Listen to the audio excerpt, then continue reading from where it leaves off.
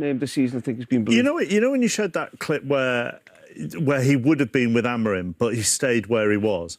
How hard is that when you are playing that position to not go back in and help defensively and actually hold your position and benefit from the freedom? Yeah, it's hard if you're in possession and you're not on the ball, but when you're actually defending, you see he's in a position where if he stands still, Aston Villa players are doing his movement for him. They're moving with the game and they're moving with the ball going forward. But by standing still, if Man United then win the ball, it's what you say, don't switch off. Correct. So he's in a position where he's waiting. If Man United win the ball comes into him, and then with all the clips we've just shown, players run off him. The minute ball comes into him, players will run off him. It's also the balance with Mainu and Casemiro, because they're doing a really good job behind him. Now he trusts them. If you look at his movement, what Wayne showed there, he was on the left one side, he was on the right, because now they've got the balance. When they played the old formation, it was very difficult, because when you're in the two, you've got to go, but you've always still got to get back as well. Now he's got that protection that allows him to roam and do exactly what he's been doing. But that was a problem under Amorim, because he was playing in the two midfield, but he was also left and he was also right. So when he lost the ball, there was big gaps in the middle of the pitch. Now they've got they're two players who are consistently behind him.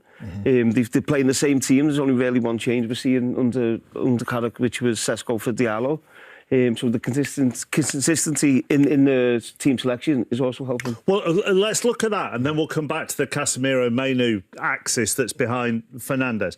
That is a big difference, isn't it? To go from over 2 changes per game under Amorim to less than a change per game under Carrick. It's as simple as that. More points, better formation. The players are used to the formation, and you're getting better results.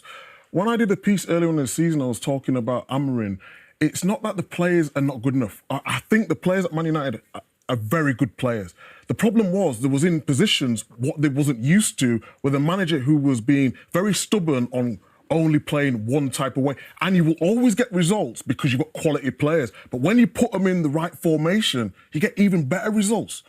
Just to go back to the Casemiro thing then, the crowd were chanting today, 1 more year. They did have an option to exercise him for another year. They didn't take up that option. Would you revisit that? I would now. I said early on his time at Manchester United, I didn't think he quite had the legs to get round. I think a few people felt the same, but I take that back. I think he's been absolutely fantastic this season. But again, we go back to the formation. If he's playing in a two with Fernandes and Fernandes is going to get the ball and explore and create, he's going to be left alone. The difference is him and Mainu doing the job. And you don't even have to be amazing in that position. You just have to be disciplined. And that's exactly what it works. Would you revisit it and see if you could get him to stay? 100%. Because he's so good on set pieces as well. And just experience. He's been at Real Madrid. And to have that experience in the dressing room. And not only that, his performances. I think he's owed that now. Yeah. What's actually come through in all of this chat is the importance of the midfield. So when you flip it to looking at Villa and where it's going wrong for them at the moment, 3 straight defeats in the league, it's that area, isn't it? And that's through no fault of Unai Emery. Yeah, I think it's not only that. I think the amount of games, they look very tired. Losing Tielemans, who's the one who creates something, defensively astute and knows exactly where to be. Kamara also. And Cash as well, with his energy up and down. So you look at results and they've not been good enough in terms of the last 3 in the Premier League. They've lost the last 3, obviously, the Chelsea game and the Wolves game as well. But they look tired and they've got key players missing, but it's no fault of Emery. I think they'll be back. Right, Spurs have lost. I think there's better options out there. I think the games where he's come in terms of winning football matches, he's done a very good job. He's obviously simplified things, but there's been no jeopardy in other games. They've had 3 weeks to prepare for the matches.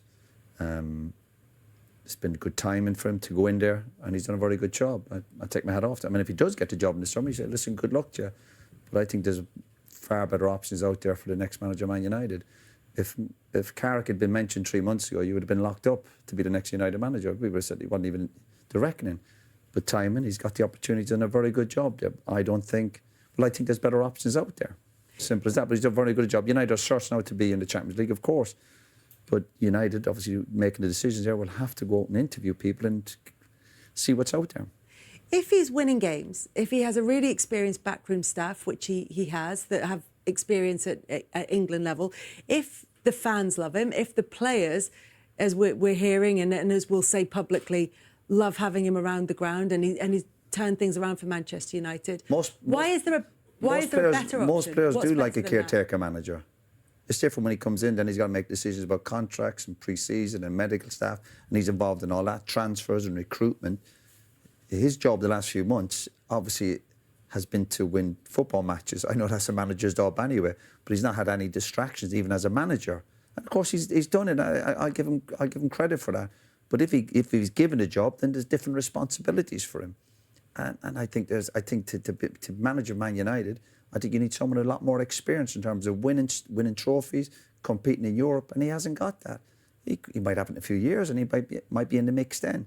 But the fact he's winning football matches at the moment, of course, gives him a great chance. But I think if he becomes permanent manager, and all this chat that everyone loves him, I don't know if they were loving him last week when they couldn't beat Newcastle with 10 men. There's a game you can look at and analyse and go, well, what happened there?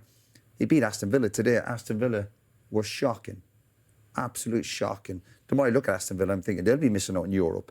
How bad they've been today. So the timing was good for United. For today's game, Villa on the back of a European game. And United, because they were so bad at the start of the season, they got no distractions. And remember, this is the same group of players that finished 15th. So everyone else can get giddy about Man United being third in the league. I don't. I'm not one of them. I don't get all excited for stuff like that. I get excited when teams are winning trophies and competing week in, week out. So I'm not one to get too giddy. I know. Ashley, what would you do? If he's going to keep going the way that he's going, I think you do give him the job. I'm going differently to what Roy's saying. Good luck. Think the way that... Of course, You have the right to be wrong. I'm all right, no problem. I think the way that he's gone back into Man United, he's just simplified everything. And I think if he does go from caretaker manager to permanent manager, I don't think Carrick changes. I think he stays the same way. Like you've seen him, he's going to the FA Youth Cup, he's done stuff for Foundation.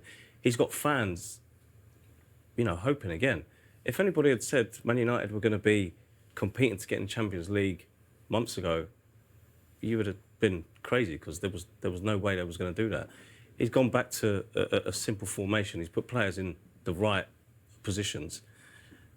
And also, he's got fans, he's got the players wanting to run, wanting to play.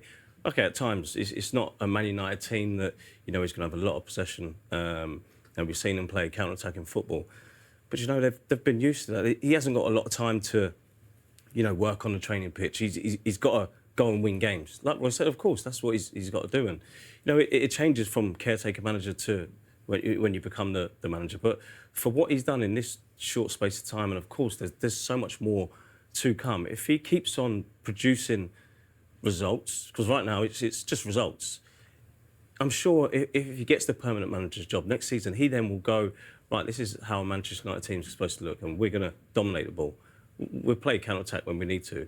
We're going to sit in a block where we're going to find it hard for teams to break us down, which he has done, and then use the players, use the transfer window. If he gets the manager's job, use the transfer window. But like I say, the staff that he's got, Steve Holland, it was clever bringing him in. He's got so much experience.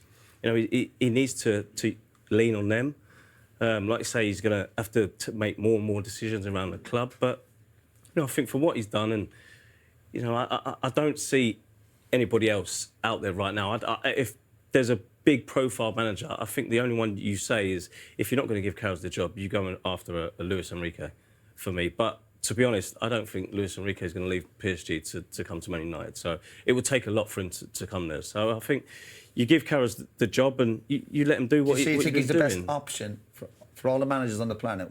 Everyone's who's pushing for him. It helps that he's English, so that's good for the media, a bit of spin. Another English coach coming through, and apparently Carrick's got friends. He's friends with everybody, which is fine. But if people honestly think he's the best option, but if anyone thinks... Where would you go then, Roy? Where would you go? What options would you... There's loads of options out there. So we're all sitting here, ex-football people saying there's not better options than Michael Carrick. I'm asking who there would be. There's Who would loads you of go options for out there. then? You go and get the best. Carrick's not the best option for Man United. Simple as... But you tried what you called the best, and it hasn't worked before.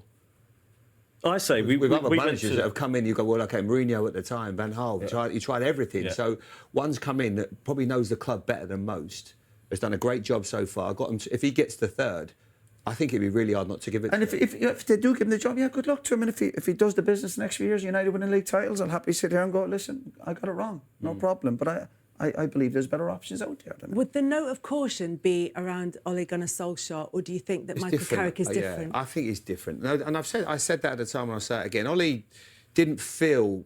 Would you have right. mentioned Michael Carrick 3 months ago? No, of course I wouldn't, Roy. But I'll tell you one thing, I will say right now, I'm giving him a mention. Won 7 or 8. You think 7 or 8 games is enough to become the permanent manager of Man United? No, probably not. But when we're talking about what he's done right now, and he's got him into third, and I don't see an abundance of elite managers out there that are jumping out. We're talking about the quality of the Premier League in the last 12 months, and I know that's not his fault. He can only beat what's in front of him. We've seen how bad Liverpool are. We've seen how inconsistent Chelsea are. We've seen how bad Villa were today. So this idea of United finishing third, I'm looking going, well, yeah. What is the big deal So the people that get mentioned, Unai Emery. Today, he beats Unai Emery. And if we're talking about, I know it's not obviously over a season, but he's done a great job. That doesn't do you any harm. People talk about Thomas Tuchel. Thomas Tuchel will be, if England win the World Cup, he'll have any job he wants in the world. If we come limping out, we make the last 16 and we don't do very well, his star is so low, he doesn't get the job. Yeah, I mean, he's done it for a long period of time now, you know, in the big moments and making the difference, and whether he's scoring or creating, he's normally around it. So, yeah, 2 very different goals. Obviously today, I think he's got a really good understanding with Cassie and working with Johnny on the set plays and different things and spaces and whatnot. There's also the bit you can coach, and then there's a little bit of the players and the understanding. They've got a great connection there with that. And they've done it a few times before, so that was good. And then obviously the passing around it, getting in positions where he can play that final pass, and it was one we've seen before. And then he plays Ben in as well, I think, after that. So yeah, there's not a lot else to say that I've sat here and said before about Bruno, but I thought he was really good. I thought it was a good team performance as well. The record is 20 shed by Kevin De Bruyne and Thierry Henry. Do you think Bruno Fernandes can reach that from the season? Yeah, maybe. I'd much rather the points and us win than that. So I don't think it's something you go chasing for. I think it happens naturally anyway. But yeah, if he does, then he's obviously created goals for us. So I'll be happy with that. Hi, Michael. You could see how much Casemiro loves this club. Certainly today, but in recent months as well. Fans were chanting for him to stay on. Do you think there is a chance that you could perhaps negotiate for him to stay a further season? I think in some ways it's difficult to say. I think it's when something's decided, and in some ways the fact that it was decided makes things a little bit easier, and everyone understands the situation really. So I think the impact he's had has been terrific, certainly since I've been here and working with him, and his influence within the team and big moments and goals. And I think it was a nice moment at the end there with the supporters and having that connection, you know, and the respect. I think so. That was a nice moment, and I think you'll enjoy that one. Andy? And actually about Lenny Yoro, we just spoke to him in the mix zone. What's he bringing to your team? What does he still need to do? How's he in training? Yeah, I've been really impressed with Lenny. I think he's still so young as well, you know, and as a centre back playing at that age in the league, and for a club like this, it takes a lot of kind of understanding, composure, being able to cope, and I think his personality and his character, he takes it in his stride, and I've been really impressed with him. I think there's loads and loads to come and layers for more from him, but I think that'll just happen naturally over a period of time when he learns and he's experienced. But listen, he's played a good number of games here and he's gained experience already, but at the age that he's at, he's doing really well, and he's coming to the team, and you can see him growing, and the confidence and that kind of natural just getting back in the flow of playing games again and playing in the back four, which is something slightly different for him. I'm really pleased with him, training well, playing well, and he's a pleasure to have. You know, he's desperate to learn and does a lot of work with Johnny and Woody and a bit of extra, so he's keen and he always wants more, which is a great sign.